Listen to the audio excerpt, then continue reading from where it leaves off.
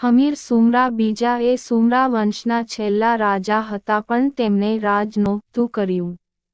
તેમનો જન્મ સોઢા રાજપૂતોના ગઢ ઉમરકોટમાં, હાલ પાકિસ્તાનમાં, થયો હતો. તેઓએ રાજપાટ વગર સોઢા રાજાઓની શરણમાં જ જીવન કાઢવું પડ્યું હતું. આ નોબત આવવાનું કારણ એ હતું કે મુસ્લિમ રાજપૂતોના દળસમ્માઓએ સિંધમાં બળવો કરીને સત્તા હડપી અને છેલ્લા શક્તિશાળી રાજા દાદો પાંચમાને સિંધની તે સમયની રાજધાની મનસુરાથી ભાગવું પડ્યું હતું. ઈ.સ. 1440 બાદ હમીર સુમરા બીજાના પુત્રો તથા કુટુંબીઓ બીજા કામે વળગ્યા, ધંધો, સેના, વહીવટ. સુમરા વંશનો ઇતિહાસ. હું અહીં જે માહિતી આપીશ તે 17મી સદીમાં થઈ ગયેલા ઇતિહાસકાર મીર તાહિર મહમ્મદ નિસ્યાનીના 1621 માં લખાયેલા તારીખ તાહિરી માં ઉપલબ્ધ છે.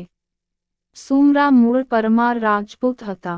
સુમરો અને વેઘો નામ બે રાજપૂત ભાઈઓ હતા. સુમરા અને વાઘેલા તેના પરથી આવે છે. સુમરાઓએ બહુ પહેલા, 8મી સદીમાં, ઇસ્લામ અંગીકાર કરી દીધો હતો. 8મી સદીમાં પ્રચંડ શક્તિશાળી ઉમ્માયદ ખલીફતના સેનાપતિ મહમ્મદ બિન કાસિમે સિંધના બ્રાહ્મણ રાજા દાહિરને હરાવ્યા અને અરબી હબ્બારી વંશનું શાસન આવ્યું. સુમરાઓ મનસુરામાં બહુ ખમતીધર હતા. ત્યારબાદ 11મી સદીમાં અફઘાનિસ્તાનના મહમ્મદ ગઝની એ ઉમ્માયદ ખલીફતના સમર્થકોનો ખાત્મો કરવા બેઠો. એ અબ્બાસદોને સાચા ખલીફ કહેતો. તેના હુમલાઓથી હબ્બારીઓ નબળા પડ્યા અને પરિસ્થિતિનો લાભ લઈ સરદાર સુમરે સત્તા હડપી અને તેમણે અબ્બાસદોને સાચા ખલીફ કહ્યા અને રાજ્યમાં સ્થિરતા લાવી.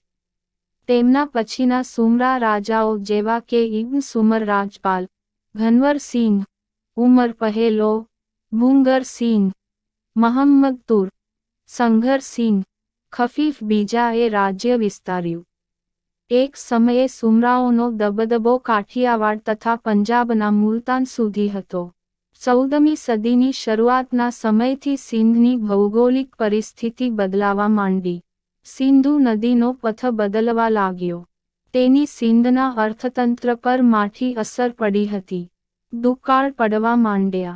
સિંધ આર્થિક રીતે પાયમાલ થઈ ગયું અને સુમરા રાજાઓ નબળા પડતા ગયા. અને 14મી સદીનીમાં જ દિલ્હી સલ્તનતના તે સમયે 5 લાખ સૈનિકોની સેના ધરાવતા અતિ શક્તિશાળી અલ્લાઉદ્દીન ખિલજીએ ભારતમાં એક પછી એક નાના રાજ્યોને કચડવાનું શરૂ કર્યું. અને સુમરા રાજાની